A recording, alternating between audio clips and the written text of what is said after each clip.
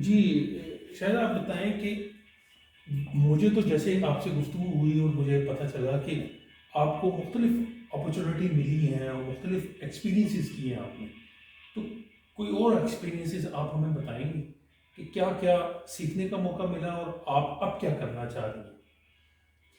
Actually Japan में तो मेरा, अगर आप स्टडी पीरियड की बात करते हैं तो वो तो टोटली फोकस था प्रिंट मेकिंग के ऊपर। और प्रिंट मेकिंग करते हुए भी अब मुझे डेकेड्स हो चुके हैं जी। ऑब्वियसली। और इस दौरान में जब आप एकेडमिक एजुकेशन की बात करते हैं तो वो भी जो उसकी एक टर्मिनल डिग्री जो है वो मैं ले ही चुकी थी। और प्रिंट मेकिंग मैं आज भी करती हूँ, कंटिन्यू तो वो है ही। लेकिन जैसे जैसे वक्त गुजरता है, जैसे जैसे मुख्तलिफ चीज़ों को एक्सप्लोर करने का मौका मिलता है तो फिर आइडियाज़ जो हैं वो कई और जगहों पे डाइवर्सिफाई भी हो जाते हैं और एक्सपेरिमेंटेशन का मौका मिलता है। तो मेरा इंटरेस्ट जो है वो जापानीज़ कल्चर और आर्ट्स जो हैं उनमें, जो कि सिर्फ प्रिंट मेकिंग तक ही नहीं था, Japanese architecture, Japanese art of design, sorry gardening, और इंटीरियर्स और मुख्तलिफ चीज़ों में रहा है। तो मैंने थोड़ा सा जो है वो गार्डनिंग में भी कुछ एक्सपेरिमेंट्स किए हैं। मसलन ये एक मेरा एक, इसको आप आर्ट पीस भी कह सकते हैं, ये लिविंग मॉस है। और इसको एक्चुअली, मॉस ज़रा बता देंगी? जी, पहले तो मैं आपको बताती हूँ कि this style of gardening has a particular name, it is called kokedama. Kokedama. Kokedama and kokedama जो है ना वो it's an easier version of bonsai. Bonsai ज़्यादा डिफ़िकल्ट आर्ट है और उसके लिए स्किल डेवलप करने में ज़्यादा टाइम लगता है, लेकिन ये एक ईजियर वर्जन है, चीपर वर्जन है, हर कोई कर सकता है। बच्चों के साथ भी मैंने किया है यहाँ पर एक वर्कशॉप में। सो इसमें मॉस यूज़ किया जाता है to wrap the whole plant, to cover the ball of mud. So moss के बारे में हमारे यहाँ एक बड़ा एक गलत कॉन्सेप्ट है कि ये कोई एक गंदी सी चीज़ है। काई की बात काई करें। की बात जब करते हैं ना, काई एक गंदी सी चीज़ है।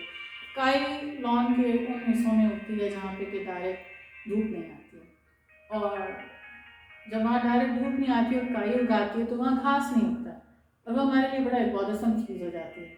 यहाँ से जो है ये घास यहाँ इस हिस्से में पैच में उगाना बड़ा मुश्किल काम है। तो माली जो है वो उसको खोद के काई को साफ करते रहते हैं और दोबारा दोबारा दोबारा एफर्ट करते रहते हैं कि वहाँ पे घास हो जाए। सो एक ये बड़ी एक फ्यूटाइल एक्सरसाइज है। जापान में घास से ज़्यादा मॉस के गार्डन्स आपको नजर आएंगे, अच्छा। राइट।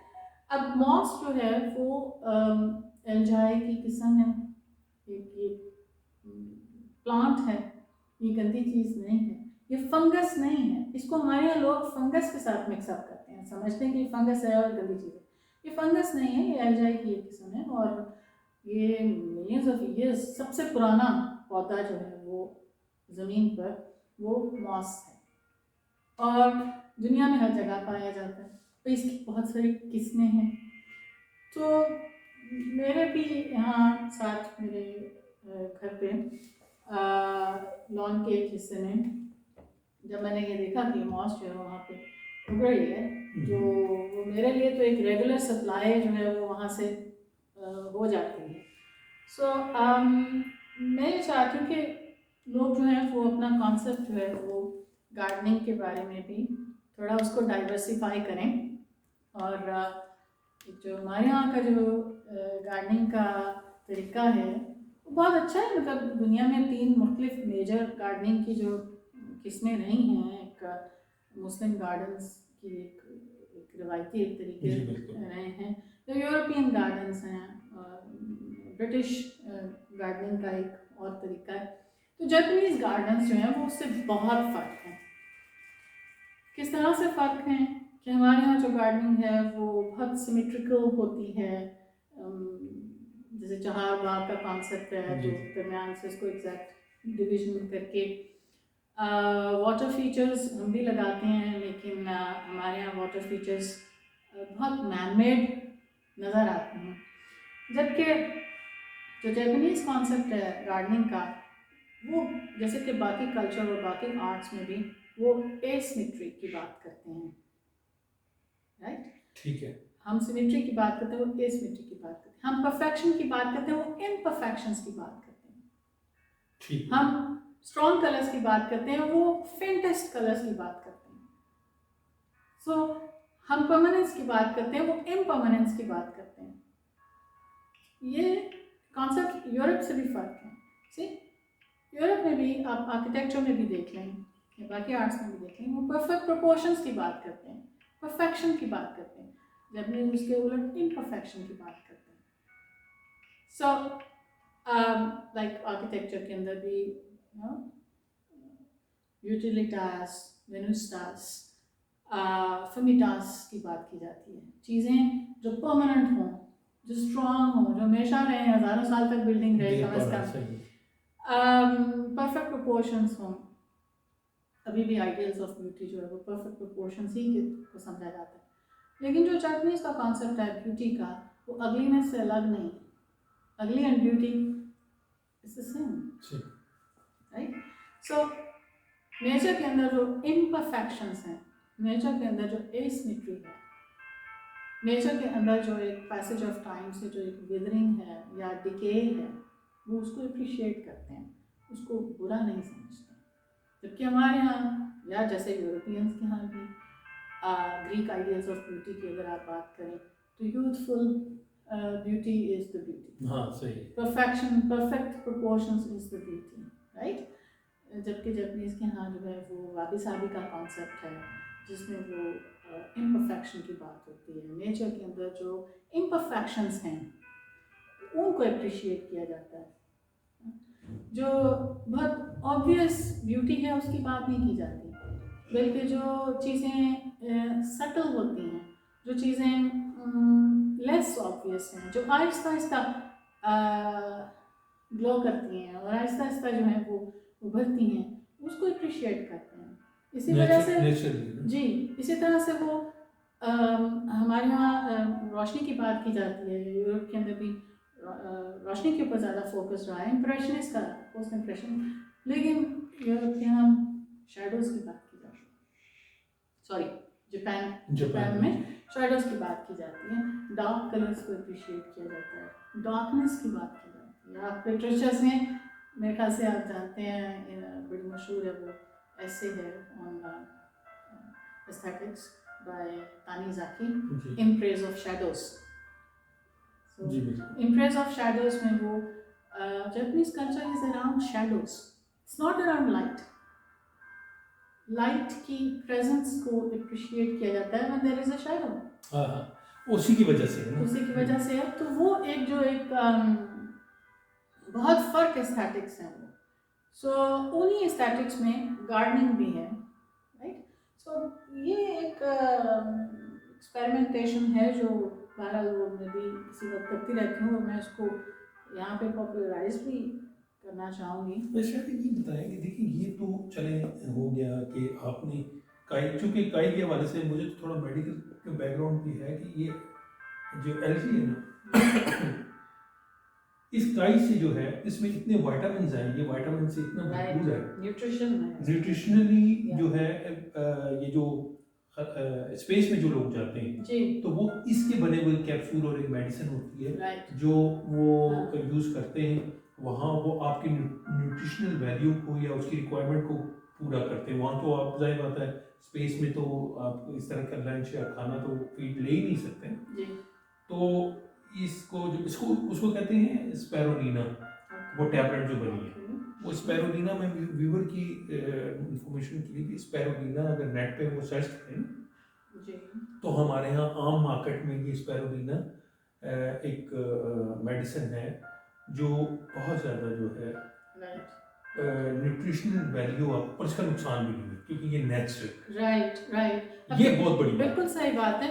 लेकिन अब चूँकि आपका एक मेडिकल का एक बैकग्राउंड है और आप इस हकीकत से वाकिफ़ हैं कि काई जो है वो एक न्यूट्रिशनल वैल्यू एक अंदर रखती है, इस वजह से स्पेस तक इसको लेके जाया जाता है। But me as an artist I my interest in Kai and in moss and in these things and in this type of gardening developed, although aesthetically first, right, कि देखने में अच्छा लगा, लेकिन फिर उसके क्या फ़वायद हैं उस पर भी मैंने रिसर्च शुरू की है। तो मैं भी इसी नुक्ते पे पहुंची जो आपने भी पॉइंट आउट किया है कि स्पेस तक के अंदर जो है वो पौधों को साथ लेके जाया जाता है, तो वो इजी फॉर्म में लेके जाया जा सकता है, राइट, हाँ और कोई नहीं है, फॉर्म सही में, है, राइट। सही है। और फिर ये कि ये बहुत सस्टेनेबल है, जी बिल्कुल ऐसे है। You don't have to water that like you have to water other plants, ठीक है, ये मरता नहीं है। पेंडेमिक टाइम पे मेरे ऑफिस में मेरे कोकेडामा जो पड़े रहे हैं वो 1.5 साल तक तकरीबन मैं नहीं गई थी ऑफिस, अच्छा तो फिर ऑनलाइन थे ना हम। लाइफ तो जब ऑफिस खुला है दोबारा और हम गए हैं तो जो मालियों के रखे हुए बड़े बड़े पौधे थे वो उनकी बुरी हालत थी और मेरे कोकेडामा जो वो सर्वाइव कर गए विदाउट वाटरिंग।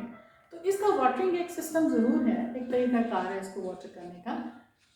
इसमें ये कि आप एक हफ्ते में सिर्फ एक दफ़ा या इवन 2 हफ्तों में एक दफ़ा आप एक पानी का बोल लें और उसमें इसको पूरी तरह से सबमर्ज्ड हो, और वो जब तक वो पानी इसमें से पीता रहेगा वो बबल्स बनते रहेंगे। जब वो बबल्स बनने बंद हो जाते हैं तो इसका मतलब कि इसने आप पी लिया जितना उसको चाहिए था, आप उसको से निकाल लें, उसको फिर से स्क्वीज़ कर लें जो एक्स्ट्रा वाटर है, और फिर आप उसको कहीं पर भी अपने ठीक है एनवायरनमेंट में रख दें।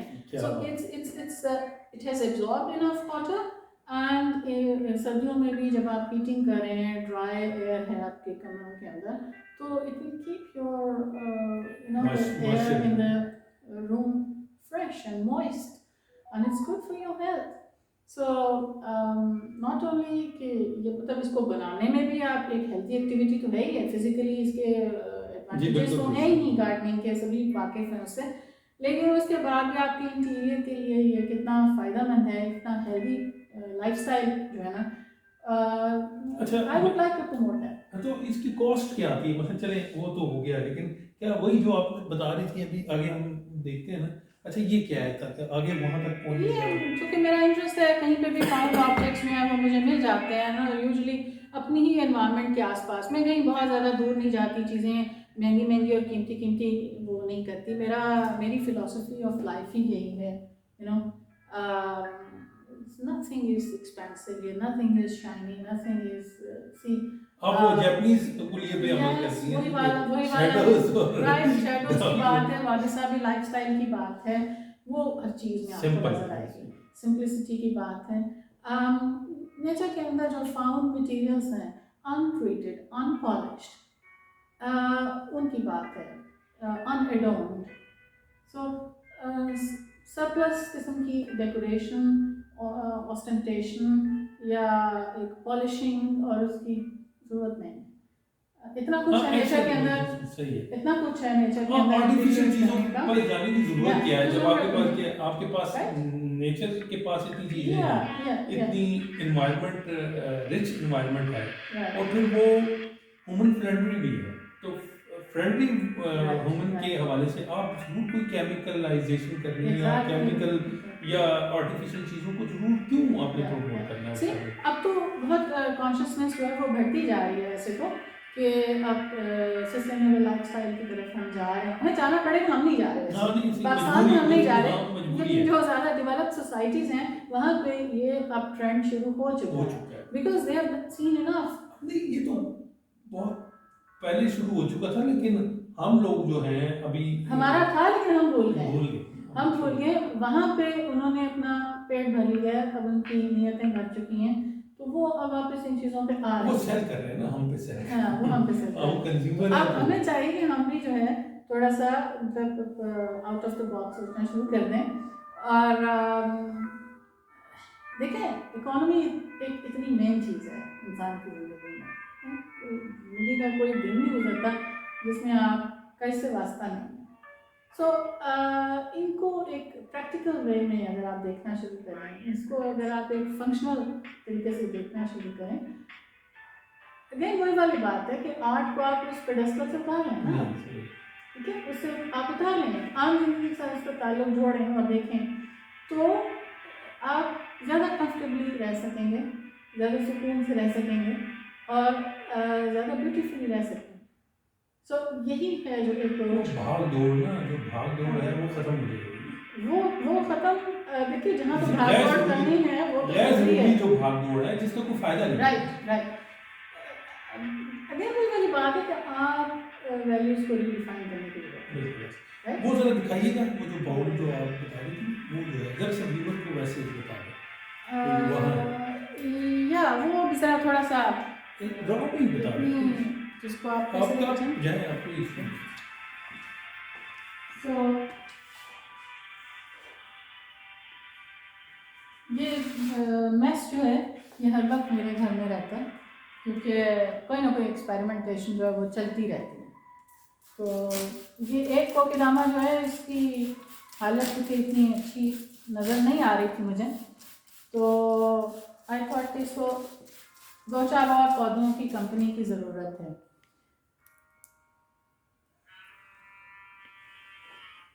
तो मल्टीप्लिकेशन भी आपको पता है बहुत आसान है, तो पौधे आपको हर दफ़ा ख़रीदने की ज़रूरत नहीं है। आप अपने ही घर के पौधे को कईयों को थोड़ा सा जब आप क्लिप करते हैं, अब इसको पानी में डालें, इसकी रूट्स निकल आएंगी ना। दुरुस्त। तो जब ये रूट्स निकल आएंगी तो आप इसको मिट्टी के एक इस तरह के एक गोले के अंदर दबा दें। ये चूँकि अब इस वक्त सख्त है, इसको तो काटना ही पड़ेगा ये, अदरवाइज आप इसको ऐसे खोल सकते हैं अगर थोड़ा सा भी। राइट जी अब इसको खोल लें। अब इसके अंदर इस पौधे को जिसकी रूट्स निकल चुकी हैं, आप इसके अंदर आप इस तरह से दबा दें, वापस आप इसको क्या जोड़ लें और फिर आप इसके आसपास जो है वो मॉस का ब्लैंकेट लगा दें। ठीक हो और उसको आप एक स्ट्रिंग से बांध दें। ये तो ज़बरदस्त हो गया। सो अच्छा, अब इसका आगे भी बताएं ना कि क्या होगा ये, अब क्या अब ये खुद ब खुद जो है होता रहेगा? देखें जो इसके आसपास का मॉस का जो ब्लैंकेट है, लाइक हाँ आपने जी। तो जो देखा है, तो वो इसको एक तो ये कि मॉइस्चर इसका मेंटेन रखेगा अंदर। ठीक है। राइट। इसकी मिट्टी जो है उसको वो कहीं इधर उधर हिलने नहीं देगा, वो ज़ाया नहीं रहेगी, वो इंटैक्ट रहेगी। ठीक है। सो एक ये अपनी इसको जो मिट्टी चाहिए, जो पानी चाहिए, वो इसको ज़्यादा अरसे तक मिलता रहेगा। इसको वाटरिंग की भी ज़रूरत नहीं है, जैसे कि मैंने पहले कहा कि हफ्ते में एक बार या 2 हफ्ते के बाद अगर आप इसको एक बार डिप कर देंगे, ऐसे नहीं, इस तरह से करेंगे तो मिट्टी तो निकल जाएगी। जी जी मॉस के बिल्कुल। ब्लैंकेट जब लग जो उसका जाएगा, तरीकाकार है ना। जी जी, तो उसको आप ज़्यादा अरसे तक रख सकते हैं। और इसको बहुत तवज्जो की ज़रूरत नहीं है, जैसे कि आपको बाकी अपने प्लांट्स को टेंड करना पड़ता है रेगुलरली, इनको देखने की ज़रूरत नहीं है। हफ्ते में एक बार या 2 बार आप, और ये थोड़ी सी जगह लेते हैं, बाकी पौधों की तरह से बहुत ज़्यादा जगह तो नहीं लेते। तो इसको आप कहीं पे हवा में लटका लें या अपनी डेस्क पे रख लें, तो आपको इसका एक मॉइस्चर जो है वो आपकी एयर मॉइस्ट रहेगी, फ्रेश अच्छा, रहेगी। आज मेरी क्लास है, फिर मुझे फिर आज ये सिखा दें ताकि मैं ये लेके जाऊँ और मैं अपनी टेबल पे तो अगर स्टडी इसका टेबल पे राइट, और वहाँ किताबों के पास रख लूँ, पता चले कि किताबों में इसमें से किताबें भी उग सकती हैं, अफसाने स्टोरीज वगैरह उगना शुरू वो हो आप पे गए। डिपेंड करता है। लेकिन ये कि इस वक्त चूँकि मेरे पास मॉस शीट नहीं है, वो मुझे लेनी पड़ती है डायरेक्टली। मैं लॉन में से जब निकालती जी हूँ, जी साथ वाले घर में मेरा, वो भी मेरा ही घर है एक तरह से, तो